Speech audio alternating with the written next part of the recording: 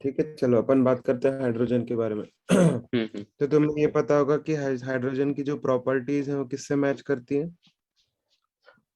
Both first S दोनों S block and halogens के साथ। ये अल्कली मेटल्स के साथ भी मैच करती है और हैलोजेंस के साथ भी मैच करती है। हम्म।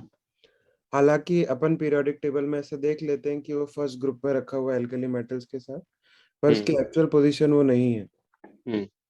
अगर तुम एनसीईआरटी खोल के देखोगे तो एनसीईआरटी में वो जो हाइड्रोजन है वो बीच में रखा है। देखा हाँ। हम्म। है ना? और हाइड्रोजन जनरली कंबाइंड फॉर्म में मिलता है, मतलब नेचर में हाइड्रोजन H2 के फॉर्म में ही मिलता है, H हम्म। के फॉर्म में जनरली नहीं मिलता। हम्म। अगर आइसोटोप्स की बात करें तो तुम्हें पता है हाइड्रोजन के क्या क्या आइसोटोप्स हैं? क्या? Oh, deuterium, tritium, protium. Protium, deuterium and tritium. अगर मैं इनमें बात करूं कि एक है H2, एक है D2, एक है T2, हम्म। बताओ H2, D2 और T2 में बॉन्ड लेंथ किसकी ज्यादा है? H2। पक्का? हम्म। कैसे पता?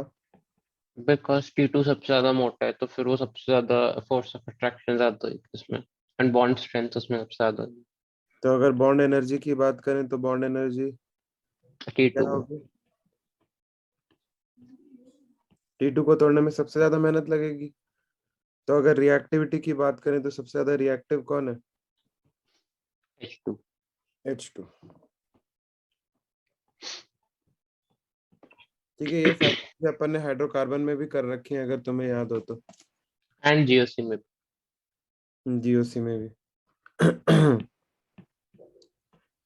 तो नेक्स्ट मैं तुमसे पूछना चाहता हूँ कि हाइड्रोजन तुम्हें और किसी टाइप के पता है क्या? तुमने ऑर्थो और पैरा हाइड्रोजन का नाम सुना है? बेसिकली चीज क्या है कि हाइड्रोजन में अगर बात करें, दो हाइड्रोजन है, एक H और एक और H। हम्म।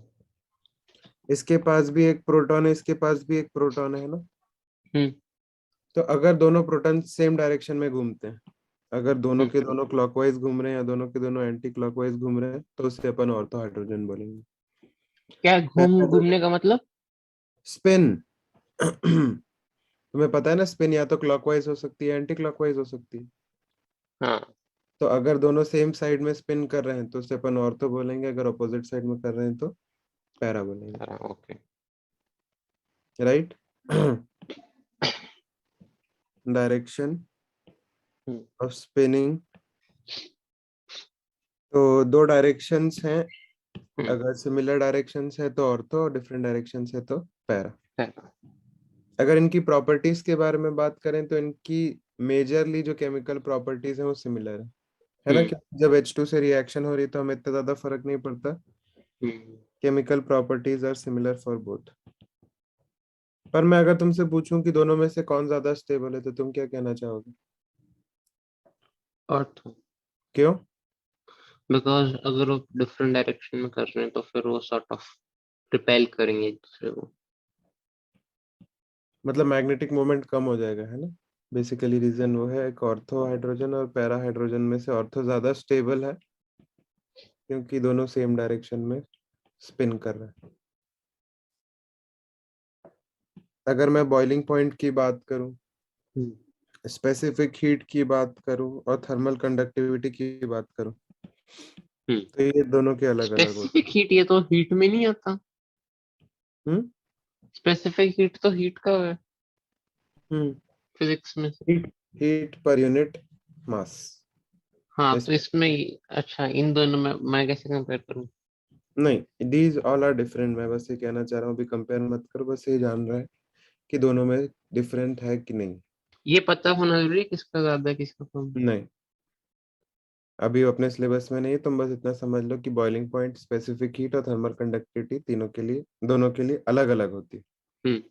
है। और जनरली ज्यादा स्टेबल कौन सा है? ऑर्थो। तो क्या मैं पैरा को ऑर्थो में भी कन्वर्ट कर सकता हूँ ना? ऑर्थो को पैरा में कन्वर्ट करने का कोई पॉइंट नहीं। मैं हम्म। क्या कर सकता हूँ, पैरा हाइड्रोजन को